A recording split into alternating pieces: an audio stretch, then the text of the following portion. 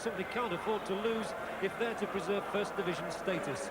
And it's a great testimony to the EastEnders that for the third time in 5 days, they've come here in their droves to Upton Park to see if the Hammers can go closer to winning what would be their first ever title.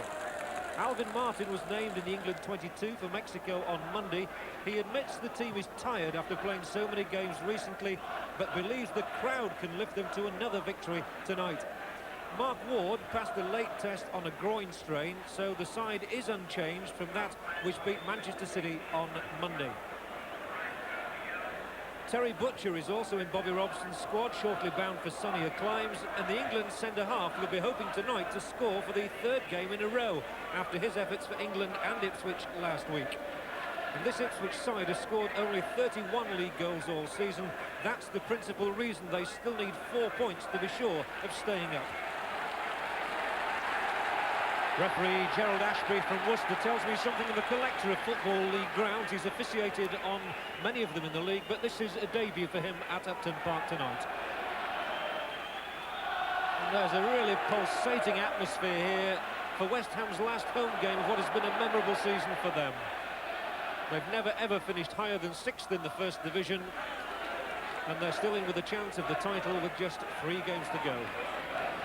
Well, John Lyle, the West Ham manager, says that he's just delighted that his team are in this position coming to the end of a season. It's something they've not enjoyed for a long, long time.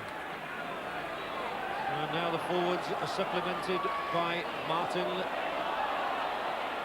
by Dickens. They're all up there in the box, ready for the cross if it comes in. And in there is Martin, now McAvenny, cuts it back, fine catch.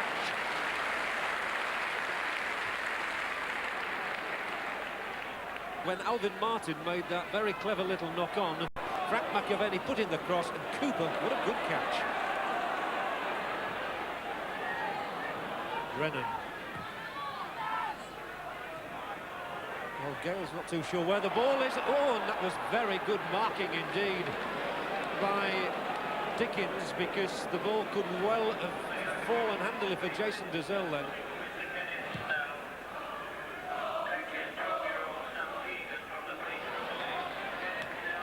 Free kick against Butcher for the push on McAvenny. Gerald Ashby, who's got a real Brummie accent, as he comes from Worcester. It's not surprising. And the lights have come on.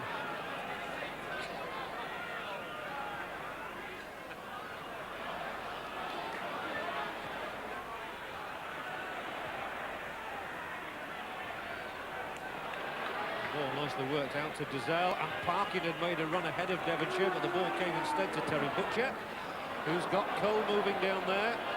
Harris does tremendously well. Devonshire.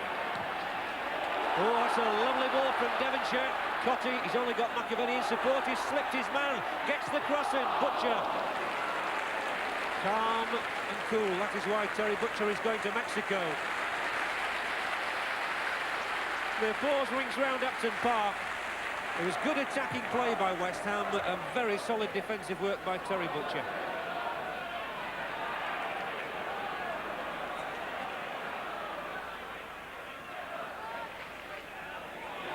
This is Dickens, and this is Ord. Now Devonshire's wide out right, out left, and that's exactly where he receives now.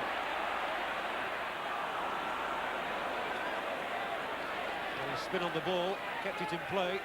So Devonshire, was he tripped? The crowd certainly thought he was. The referee would have none of it.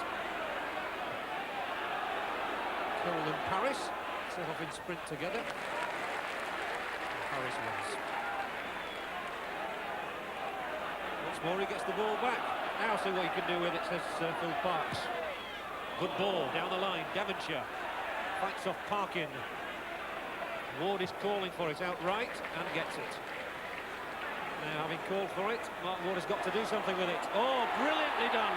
Great play from Ward. McAvenny! So close to number 28. They liked it. They'd have liked it even better if it had ended up in the net. But from the moment Alan Devonshire picked out Mark Ward, Ipswich were in trouble here. Ward showing his skills, tricking one and then two players and hitting in the perfect cross. And as McAvenny leaps, it looks a goal all over. And that's how close he is.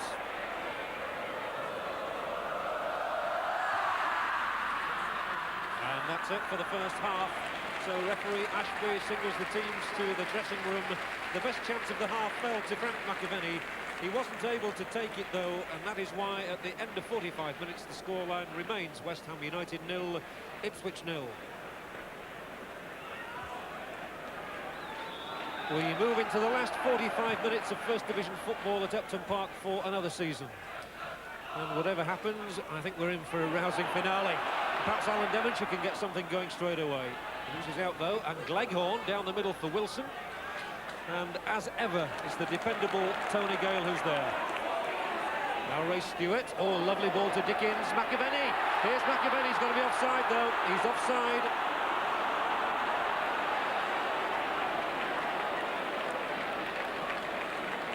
McAvenny looks cheated. It's a lovely move. It came to naught.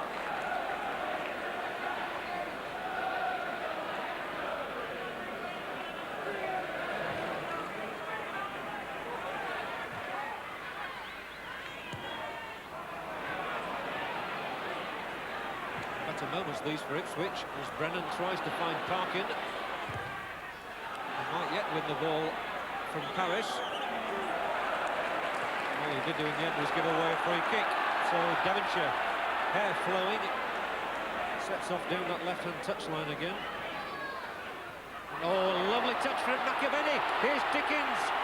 Oh, Dickens is still there. Oh, that would have been one of the great goals of the season. But in any case, the whistle had gone. And the referee, right on the job, had spotted a handball by Dickens. And nonetheless, merits that applause. There was Dickens careering through, the ball actually coming off Cooper's chest.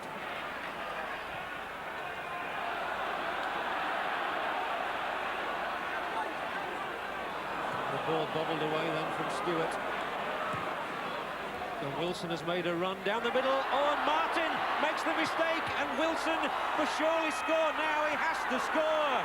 Disaster for West Ham. Personal tragedy for Alvin Martin. And Kevin Wilson, who hasn't scored a goal in the last 9 matches, gets one now for Ipswich, which could keep them in the First Division and deny West Ham their chance of the title. 1-0 to Ipswich, and we're in for a frantic last 25 minutes.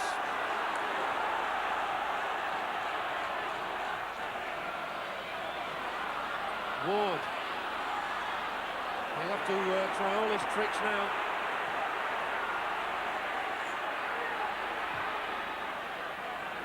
Cole almost happy to kick that one anywhere. Well, that is a real setback for West Ham. They've had most of the pressure, but there has been the warning there all night that Ipswich might just catch them on the break.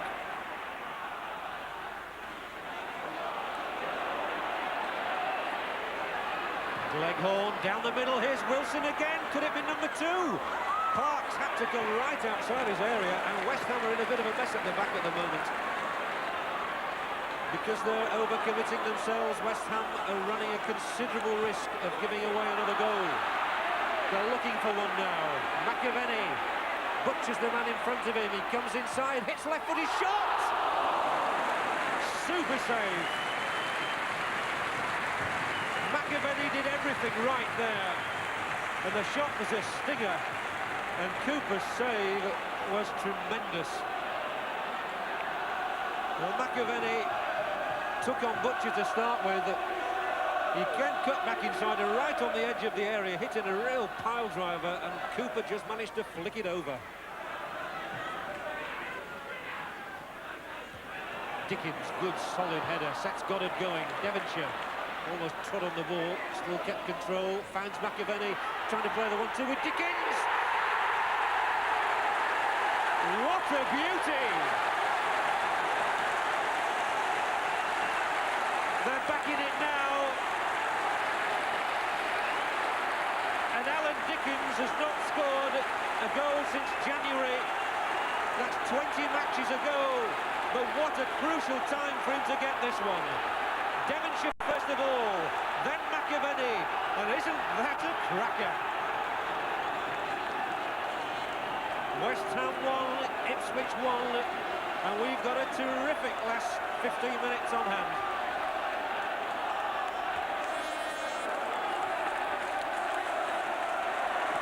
Now Wilson, the Ipswich goal scorer, sets off again, and once more the threat to West Ham.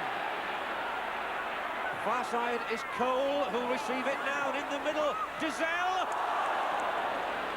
Oh my goodness. A few West Ham hearts were in their mouths there.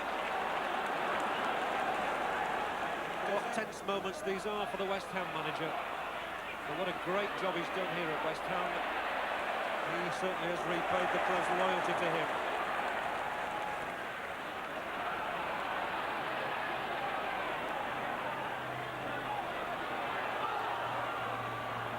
Ward receiving wide as he's done so many times tonight, cuts inside, keeps control, takes on two players, takes on three, still goes inside the area and wins it back yet again, and still Ward.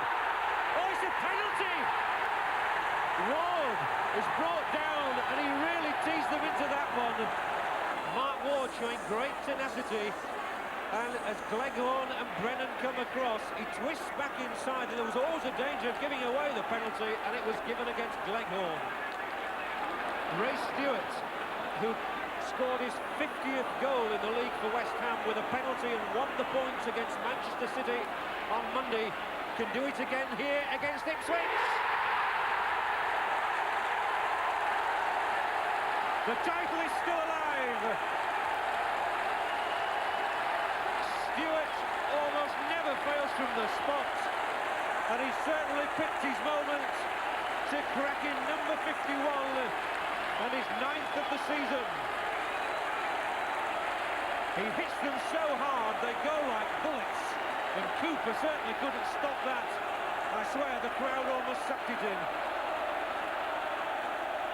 It's West Ham 2, Ipswich 1, and we've only 2 minutes to play. Well, the ups and downs in the life of a football manager really reflected in the face of John Lyall. 25 minutes ago he was exasperated, his side were trailing 1-0. Now he's still not yet relieved, but they do lead 2-1. And West Ham have the chance now. If the scoreline stays as it is, that's it! The referee points to the tunnel. West Ham have really snatched the victory here from the jaws of defeat. Alvin Martin's mistake letting Kevin Wilson for a shocking opening goal for Ipswich Town. West Ham had only 25 minutes in which to do something about it. They responded magnificently. Alan Dickens chipped an equaliser, and 3 minutes from the end, a trip by Gleghorn on Mark Ward in the penalty area enabled Ray Stewart to whack in the winner, which keeps West Ham firmly in the hunt for the title.